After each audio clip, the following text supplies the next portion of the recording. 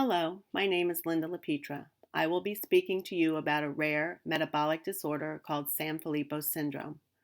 By the end of this presentation, you will become knowledgeable about the cause, the characteristics, and the educational implications of this rare and fatal disorder. Sanfilippo syndrome is also known as mucopolysaccharidosis 3 or MPS 3.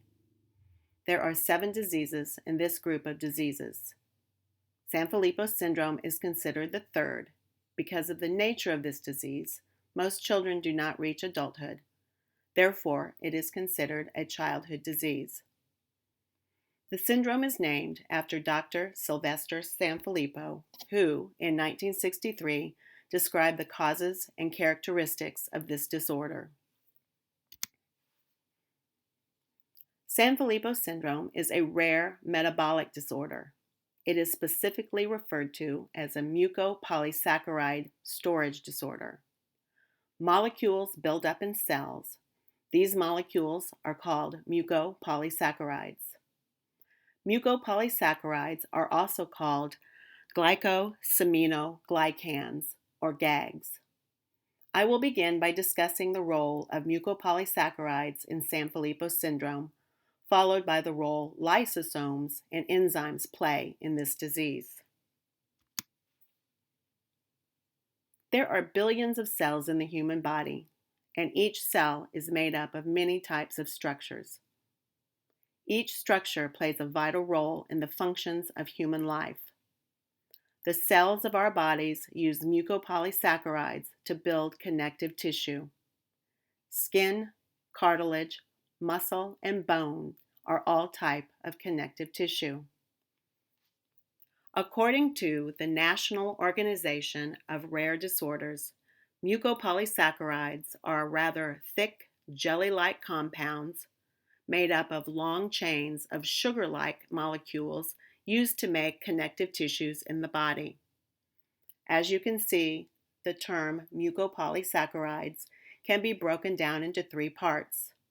Muco, jelly-like, poly refers to many, and saccharides, sugar-like. When the body is finished using these sugar-like molecules, it breaks them down. Mucopolysaccharides have a specific job to do within each cell. Once they complete their function, they are carried to lysosomes. Lysosomes are small cellular units that contain enzymes. Typically, mucopolysaccharides are carried to the lysosomes to be broken down and recycled. However, with this disorder, this breakdown may be partial or not occur at all.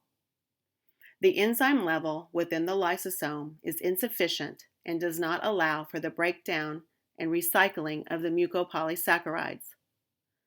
Consequently, mucopolysaccharides begin to accumulate in the lysosome. Again, this accumulation is why this metabolic disorder is considered a storage disorder. Enzymes are found within lysosomes and are used to break down mucopolysaccharides. Then they are transported out of the lysosomes to be recycled. Children with Sanfilippo syndrome, however, are either missing one of the lysosomal enzymes or have an insufficient level of a specific enzyme necessary to break down the mucopolysaccharides. Mucopolysaccharides are stored in the lysosome rather than recycled. Consequently, lysosomes increase in size, interfering with normal cell functioning. There are 4 types of Sanfilippo syndrome. The 4 types relate to the specific enzyme that the individual is missing. Given the variation in missing enzymes, the disease progresses differently with each type. The MPS and Related Diseases Society of Australia has created a chart that lists the 4 types and each deficient enzyme needed to break down and transport a specific mucopolysaccharide called heparin sulfate. The end result of the missing enzyme is the accumulation of mucopolysaccharides within the body's cells. This accumulation leads to progressive brain damage that is eventually fatal. Sanfilippo syndrome is a rare autosomal genetic disorder. Autosomal refers to genes that are not sex-determining genes. We all have two sets of each gene. We inherit one set from our mother and the other set from our father.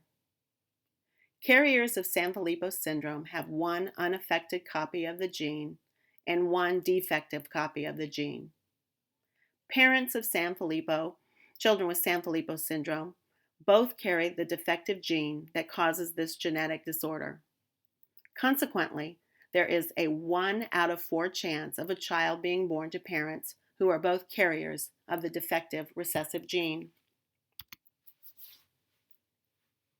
Given the genetic basis of this disorder, all family members are strongly encouraged to undergo genetic counseling.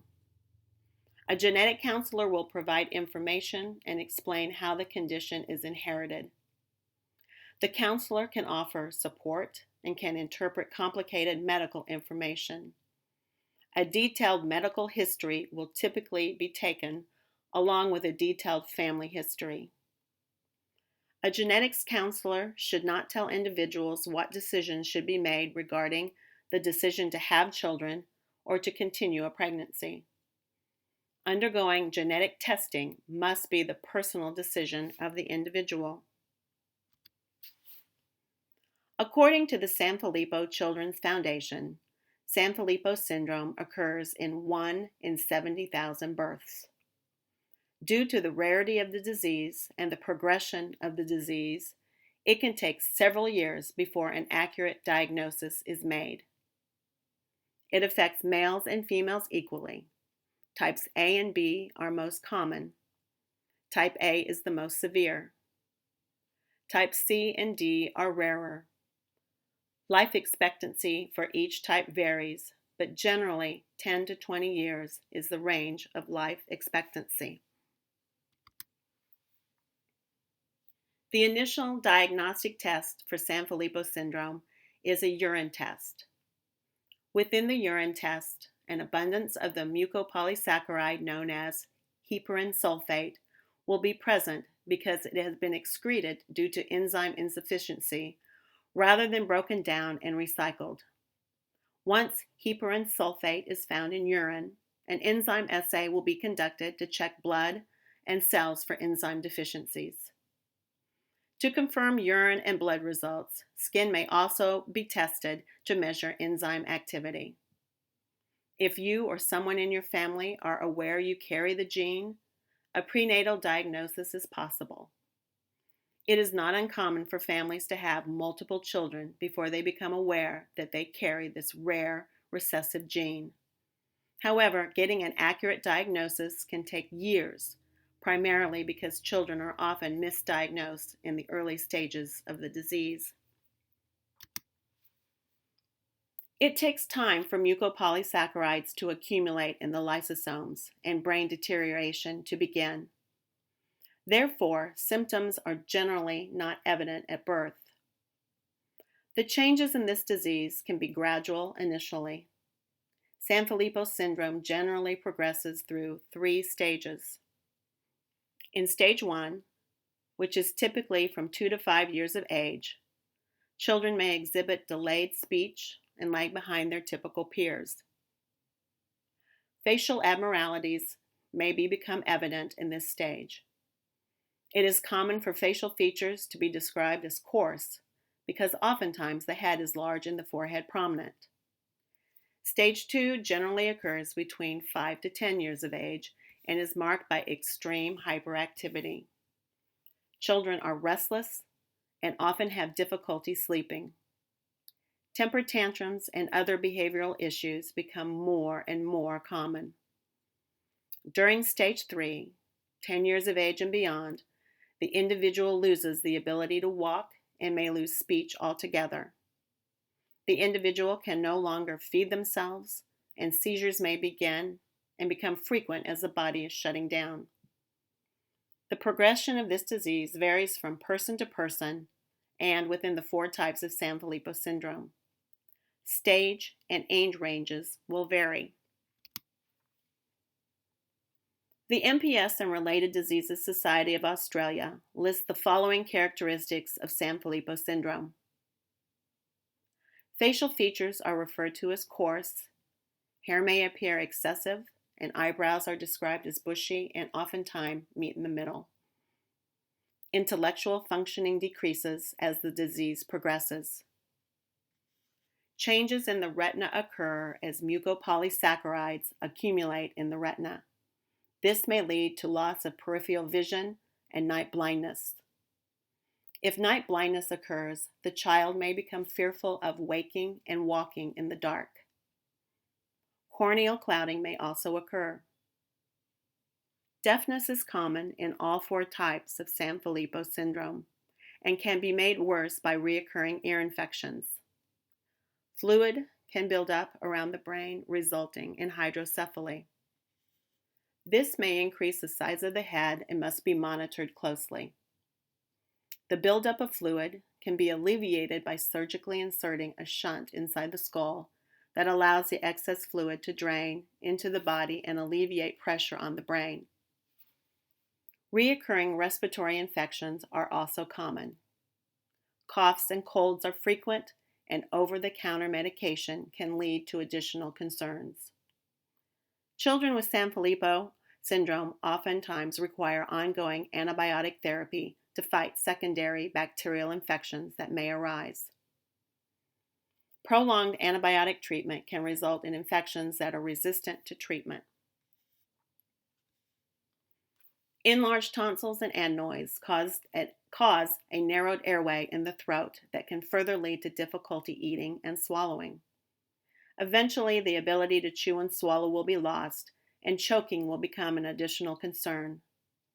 Enlarged tonsils and adenoids may also contribute to sleep apnea. Airway constrictions may also be problematic if the child requires general anesthesia. If possible, most surgical procedures should be done under a local anesthesia. Heart murmurs caused by weakened heart valves can develop. Valvular damage may require medication as the disease progresses. An enlarged liver and spleen can further add to eating and breathing problems. Diarrhea is quite common with Sanfilippo syndrome. There is not a clear cause for this, and it can be worsened by antibiotics. Osteoporosis can become evident in the teen years as the bones eventually become brittle and fracture easily. Joint stiffness can occur, and the individual's range of motion becomes limited.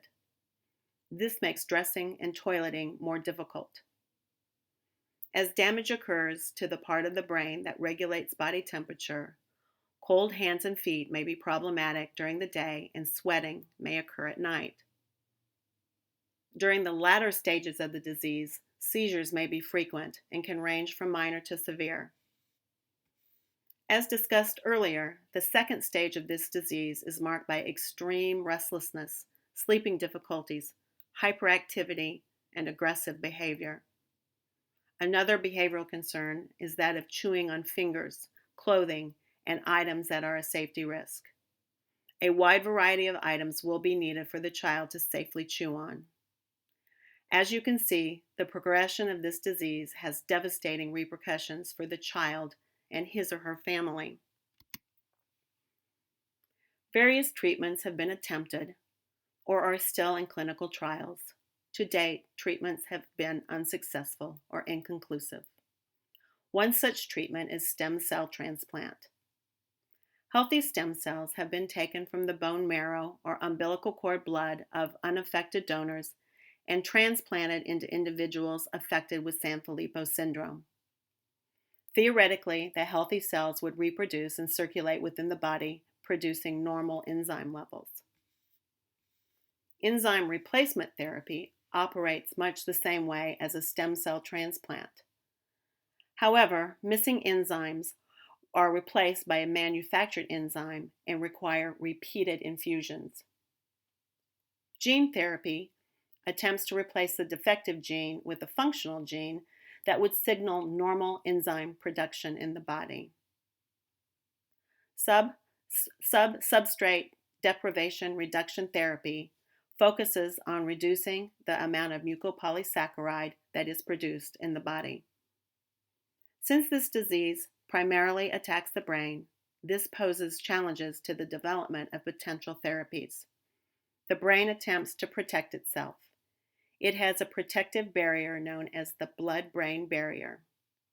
This barrier controls what is allowed to enter the brain. Consequently, treatments that are given through the bloodstream are prevented from entering the brain. Therefore, most treatments primarily focus on symptom management and palliative care to reduce suffering. The educational team will play a vital role in the lives of children with Sanfilippo syndrome and their families. Before the brain begins to deteriorate, early intervention will have an impact on early learning. As educators, we are used to writing IEPs that develop a progression of skills. As this disease progresses, at best, the maintenance of skills becomes the focus of the IEP. When dealing with a disease that is known to be degenerative, it is recommended to put therapies in place before the skills are lost. As the individual loses mobility and possible hearing and vision, the educational environment will need to be adapted to meet those specific needs. Students who were once ambulatory may now require wheelchairs. Typical behavioral strategies may not impact the child's behavior. Educators must realize that the behavior is a complication of a rare medical condition. Medications that impact behavior have not been found effective.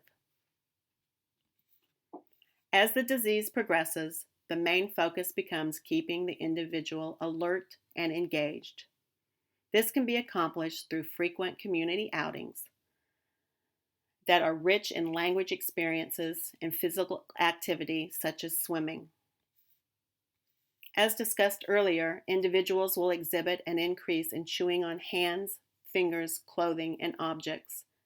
It will be important to provide a variety of appropriate objects for the child to safely access. The environment must be free of small objects that can be swallowed and anything toxic. Families will undoubtedly need social work support to assist with accessing help for the many needs that arise in the home. Renovations may need to be made to the home environment to make it wheelchair accessible and safe. Dependable respite care must be secured so that families can take a break from the demands of caring for a child with Sanfilippo syndrome. And to reiterate, it is not uncommon for families to have multiple children with the disease due to the difficulty in diagnosing. In summary, it is important for families to know that their child is safe and well cared for in the school environment. While their child is in school, parents must go about their day-to-day routines. We as educators must be knowledgeable about the disease and how best to support the child and the family. I personally have had 2 students with Sanfilippo syndrome. They were brothers. Their parents had 4 children before an accurate diagnosis was made. The boys entered our program with a diagnosis of pervasive developmental delay not otherwise specified. But as skills continued to be lost, it was obvious that the diagnosis was inaccurate. Once the diagnosis was confirmed, I watched as the parents came to terms with the inevitability of losing 2 of their children to this devastating disease. I can honestly say that these 2 boys brought so many smiles to our school day, and the courage of this family touched me deeply. If you are interested in learning more about Sanfilippo syndrome, please refer to the sites referenced at the end of this presentation.